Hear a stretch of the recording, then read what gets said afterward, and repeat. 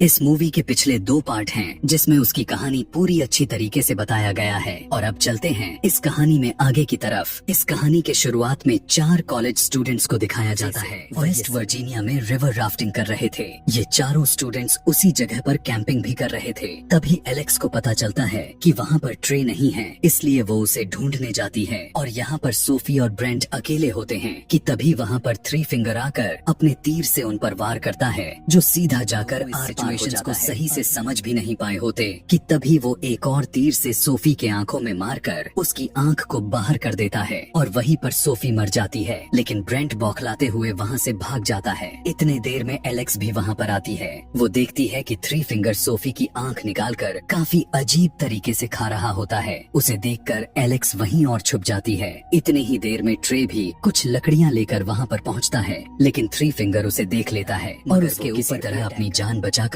जंगल की तरफ भागने लगता है। लेकिन थ्री फिंगर उसे भी पकड़ लेता है और उसे भी काफी दर्दनाक तरीके से मार देता है। और ब्रेंट भी इन म्यूटेंट्स के ट्रैप में फंसकर उनका शिकार बन जाता है। और उनके टीम यानी उसके फ्रेंड्स में अब सिर्फ एलेक्स ही थी जो जिंदा बच गई थी। शिफ्ट होता है। इसके बाद वेस्ट वर्जीनिया के जेल को दिखाया जाता है, जहाँ पर उस जेल से कुछ कैदियों को निकालकर दूसरी जगह पर ट्रांसफर करना था। और इसकी जिम्मेवारी 3 पुलिस ऑफिसर्स को दी गई होती है। और वो ट्रांसफर होने वाले कैदी 5 थे, जिनमें से ये होता है जेविस, जो माफिया ऑर्गेनाइजेशन का हेड था। और यह सब कुछ उसी के लिए हो रहा था। इन सभी का ट्रांसफर 2 हफ्ते बाद होने वाला था, लेकिन पुलिस वाले को पता चलता है कि जेविस के आदमी रास्ते में ही बस को हाईजैक कर सकते हैं और वो जेविस को छुड़वा कर ले जाएंगे। और यही वजह होती है कि उन्होंने इमरजेंसी ट्रांसफर प्लान किया। साथ में जो रूट था वो काफी खतरनाक था। ये वही पेपर मिल रूट था। सभी कैदियों को बस में बैठाकर अपने डेस्टिनेशन की तरफ जाने लगते हैं। रास्ते में वे सभी एक पुलिस स्टेशन पर रुक जाते हैं और वहाँ पर उन्हें शेरिफ कार्ल और डेप्यूटी लेन मिलते हैं। और वहीं पर हमें 3 डॉग्स को भी दिखाया जाता है, जो ये थ्री फिंगर का नेफ्यू है। और ये वही होता है जो इस कहानी के पिछले पार्ट में लास्ट सीन में एक छोटा बच्चा था जिसे थ्री फिंगर फीड कर रहा था। और वो अभी भी इतना बड़ा इंसान को पकड़ने के लिए ट्रैप सेटअप कर रहा होता है कि तभी वो खुद उस ट्रैप में फंस जाता है। तब थ्री फिंगर आकर उसकी हेल्प करता है, जिसके बाद दोनों अपने ट्रैप को पूरी तरह से सेट करके वहाँ से निकल लेते हैं। दूसरी तरफ वे सभी पुलिस स्टेशन पर रेस्ट करने के बाद अपने मंजिल पर चल पड़ते हैं। पेपर मिल करने लग जाता है और वो कोई और नहीं बल्कि थ्री फिंगर ही था। वो सबसे पहले ट्रक के टायर में कंटीली तार को फंसाकर उसे पंचर कर देता है, जिससे वो बस अपने कंट्रोल खोने लगता है और रोड से नीचे गिरकर पलट जाती है। थ्री फिंगर अपनी गाड़ी को रोककर उन्हें देखने के लिए तो जाता है, लेकिन उस समय वो उन पर हमला नहीं करता। यहाँ नीचे पुलिस ऑफिसर सभी कैदियों को बाहर निकालता है और इसी का फायदा उठाकर जेविस उससे उसके गन को छीन पुलिस,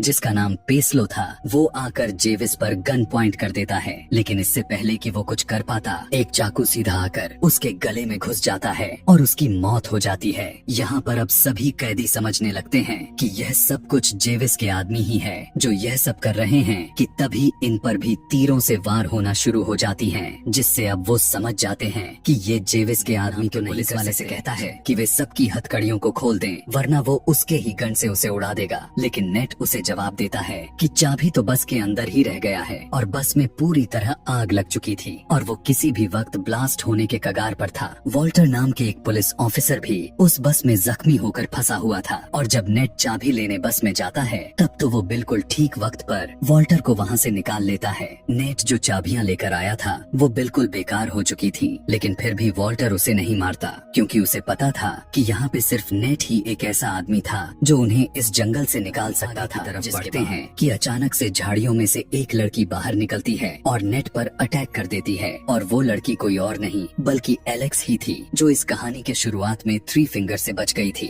वो उन्हें बताती है कि यहाँ पर एक म्यूटेंट रहता है जो लोगों को काफी बुरी तरीके से उन्हें मारता है और फिर उन्हें खा लेता है। लेकिन वो उन्हें अपने राफ्टिंग के बारे में भी बताती है। इस बात को सुनकर जेविस उसे उनके लोकेशन तक लेकर जाने को कहता है और वो उन्हें वहीं पर लेकर जाने लगती है, क्योंकि वो अपने गन से धमका रहा था, इसलिए उसे मजबूरन उसकी बात माननी पड़ जाती है। रास्ते में उन्हें एक बस मिलती है जो बिल्कुल पलटी हुई होती है और वो पीछे लॉक्ड भी थी। जेविस नेट को उसकी कैब चेक करने के लिए भेजता है और वहाँ पर उसे उसकी चाबी और एक गन भी मिल जाती है। उस गन को उठाकर वैन को खोलकर चेक करते हैं, तब वो देखते हैं कि वो बस तो पैसों से भरी हुई थी। इतने सारे पैसों को देखने के बाद वो सभी के सभी हैरान हो जाते हैं और जेविस जेविस उन्हें अपने साथ दो दो बैग उठाकर वहाँ से चलने के लिए कहता है और सभी लोग दो दो बैग उठा लेते हैं। लेकिन वॉल्टर जख्मी था, जिस पर जेविस उसे जबरदस्ती बैग उठाने के लिए कहता है। लेकिन मौका देखकर वॉल्टर जेविस को शूट करने लगता है, लेकिन बदकिस्मती से उसमें गोलियां नहीं थी। लेकिन इस बात के लिए जेविस जरा सा भी देर नहीं करता और वो सीधा उसके सिर में गोली मारकर उसे मौत की नींद सुला देता है। और यह सब कुछ नेट देख रहा था और वो कुछ भी नहीं कर सकता था क्योंकि वो मजबूर था। जिसके बाद जेविस सभी को आगे की तरफ बढ़ने को कहता है। हम देखते क्योंकि वही एक ऐसी लड़की थी जो वो यहाँ के रास्ते जानती थी। आगे जाते समय उसका पैर थ्री फिंगर के ट्रैप में आ जाता है, लेकिन नेट उसे बचा लेता है। लेकिन वहीं पर थ्री फिंगर छुपा हुआ था जो अचानक से बाहर निकल कर आ जाता है और उन पर अटैक कर देता है। लेकिन जेविस उसे गोली मारकर नीचे गिरा देता है। उसे देखकर एलेक्स उन्हें बताती है कि ये वो म्यूटेंट नहीं है जिसने उसे अपने दोस्तों को मारते हुए देखा था। तभी जेविस के दिमाग में एक आइडिया आता है और वो थ्री फिंगर के लिए कोई क्लू छोड़कर सभी लोग आगे बढ़ जाते हैं। और जब थ्री फिंगर वहाँ पर आता है तब वो देखता है कि उसके थ्री डॉस का सिर एक लकड़ी पे लटका दिया गया होता है, जिसे देखने के बाद वो पागल की तरह बौखलाकर चिल्लाने लगता है। यानी अब वो पहले से भी ज्यादा वो अपना आपा आगे की तरफ बढ़ रहे थे तो उन्हें कोई चीज लटकी हुई नजर आती है जिसे जेविस पकड़ लेता है। लेकिन विली समझ जाता है कि ये उन्हीं के लिए बिछाया गया ट्रैप है। वो जेविस को आगे धकेल कर बचा लेता है, लेकिन उसके बदले में उसे बहुत भारी कीमत चुकानी पड़ती है। वो अपने ही जान से हाथ धो बैठता है और जेविस उसे अपनी जान बचाने के बदले में यह देता है कि उसकी टांगे ही काट देता है। वो ऐसा इसलिए करता है क्योंकि विली उसके चेन में बंधा हुआ था, इसलिए अब उसका पैर काट देने के बाद वो उससे अलग हो जाता है। और अब वे सभी आगे की तरफ स्टेशन में डेप्यूटी लेन को मिसिंग हुए 4 स्टूडेंट्स की लीड मिल जाती है और शेरिफ के पास नेट की कोई भी कॉल अभी तक नहीं आई हुई थी, जिससे वो काफी परेशान हो जाता है। वो सोचने लग जाता है कि शायद किसी ने उसके बस को हाईजैक कर लिया है, इसलिए वो उन सभी को ढूंढने के लिए निकल पड़ता है और लेन उन कॉलेज स्टूडेंट्स को ढूंढने के लिए दूसरी तरफ जाती है। दूसरी तरफ वे सभी के सभी एक टूटी फूटी हुई पुरानी केबिन में पहुंच जाते हैं, जहां पर कुछ टूल्स उन्हें मिल भी जाते हैं और उसकी मदद से वो अपने अपने जंजीरों को काट ले बढ़ते हैं। तब उन्हें थ्री फिंगर का ट्रक नजर आता है। हालांकि उन सभी को यह पता था कि उन सभी के लिए यह बिछाया गए एक ट्रैप है, लेकिन फिर भी जेविस किसी का जान का परवाह न करते हुए अपने आदमियों में से एक आदमी को आगे की तरफ भेजता है। जैसे ही उसका आदमी थ्री फिंगर के ट्रक के पास जाता है, थ्री फिंगर उसे अपने कंटीली वायर में फंसाकर ट्रक को वहाँ से लेकर जाने लगता है और उस आदमी को बहुत बुरी तरीके से सड़क पर घसीटता है। थ्री फिंगर तब तक ऐसा करता है कि जब तक उस कैदी वाला आदमी का जान नहीं निकल जाता, उठाकर फ्लॉयड जेविस पर हमला कर देता है और उसे जान से मारने की कोशिश करता है। इसी मौके का फायदा उठाकर एलेक्स और नेट वहाँ से भाग जाते हैं। जेविस फ्लॉयड को इतना ज्यादा मारने लगता है कि वो अधमरा हो जाता है। वो उसे वहाँ पर ऐसे ही छोड़कर चले जाते हैं। शेरिफ उस पलटी हुई बस के पास आता है और यह सब देखने के बाद वो इस बात का खबर अपने हेड कांस्टेबल को देता है, जिसके बाद वो अपने डॉगी को लेकर नेट को ढूंढने के लिए जंगल में चल देता है। ब्रैंडन जेविस को कहता है कि उन्हें अपने इस पैसे को यहीं पर छोड़कर नेट को ढूंढना चाहिए। उसकी बातों को सुनकर जेविस मान जाता है और पैसों को छोड़कर नेट को ढूंढने जाता है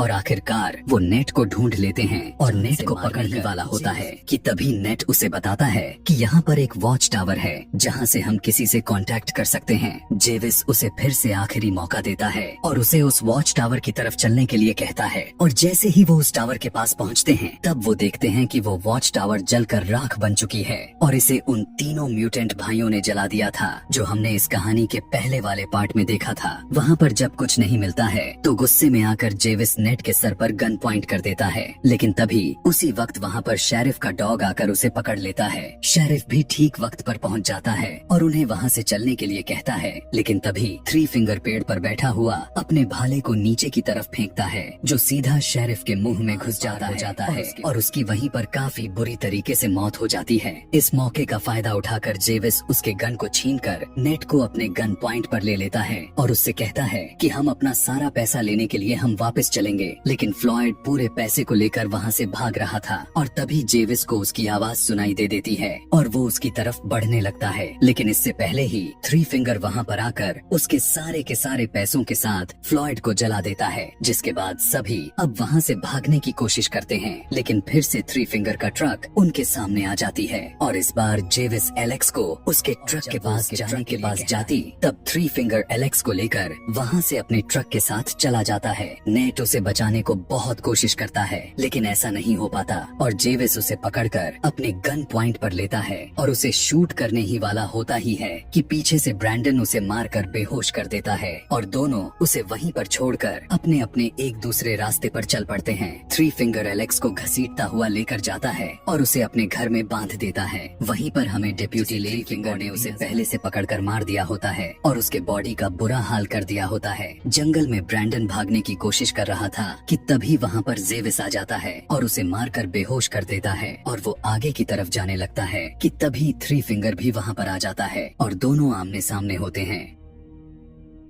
लेकिन जेविस डर कर भागने वालों में से नहीं था, वो उससे लड़ता है। जेविस थ्री फिंगर की काफी बुरी तरह से मारने लगता है और उसका फेस इतना बुरा बन जाता है कि अब वो पहचान में नहीं आ रहा था। लेकिन अब थ्री फिंगर जेविस पर भारी पड़ जाता है और उसे मार देता है और उसकी सिर की खोपड़ी को खोलकर उसकी दिमाग निकाल कर खाने लग जाता है। यहाँ पर नेट को शेरिफ की डॉग मिल जाता है और वो डॉग उसे एलेक्स के पास लेकर जाता है, जिसके बाद वो तुरंत एलेक्स को छुड़ाता है और वहाँ से निकलने की कोशिश करता है। लेकिन थ्री फिंगर वहाँ पर आ जाता है और उन पर हमला कर देता है। थ्री फिंगर ने तभी एलेक्स एक लकड़ी को उठाकर उसके पीछे वार कर देती है और उसे जान से मार देती है, जिसके बाद वो दोनों वहाँ से उसी का ट्रक को लेकर चले जाते हैं। आगे इनके रास्ते में अचानक से थ्री फिंगर इनके ट्रक के सामने आ जाता है, क्योंकि वो पूरी तरह से मरा नहीं था और उनके ट्रक पर चढ़कर नेट को पकड़ लेता है, जिससे उनके ट्रक का बैलेंस खराब हो जाता है और वो सीधा एक पेड़ से टकराता है और ट्रक में आग भी लग जाती है कि तभी वहाँ पर ब्रैंडन आ जाता है और उन दोनों को ट्रक से बाहर निकाल लेता है। लेकिन थ्री फिंगर इतनी आसानी से उन्हें वहाँ से जाने नहीं देने वाला था और वो दोबारा से इन पर हमला कर देता है। लेकिन इस बार नेट उसी का टूल से उसके सर में सीधा घुसा देता है और उस जले देता है। थ्री फिंगर के साथ ट्रक पूरी तरह से ब्लास्ट हो जाता है। नेट ब्रैंडन को आजाद कर देता है और उसे वहाँ से जाने देता है। अगले दिन उनकी पूरी पुलिस की टीम वहाँ पर पहुँचती है और नेट और एलेक्स दोनों की जान बच जाती है। अब कुछ दिन बीतते ही नेट उन पैसों के लालच में उस ट्रक के पास दोबारा से आता है, लेकिन तभी कोई पीछे से वार करके उसे मार देता है और वो कोई और नहीं बल्कि ब्रैंडन ही था, जिसे नेट ने उस पर विश्वास के साथ उसे आजाद कर दिया था। अब वो उसके पैसों को उठाने लगता है कि तभी वहीं पर एक और म्यूटेंट आ जाता है और उसे भी मौत की नींद सुलाता था कि ये म्यूटेंट आखिर कौन था। और इसी के साथ यह कहानी यहीं पर समाप्त हो जाती है। अगर आप जानना चाहते हैं कि ये अनजान म्यूटेंट आखिर है कौन, तो नीचे दिए गए कमेंट में पार्ट 4 लिखना ना भूलें। Thanks for watching.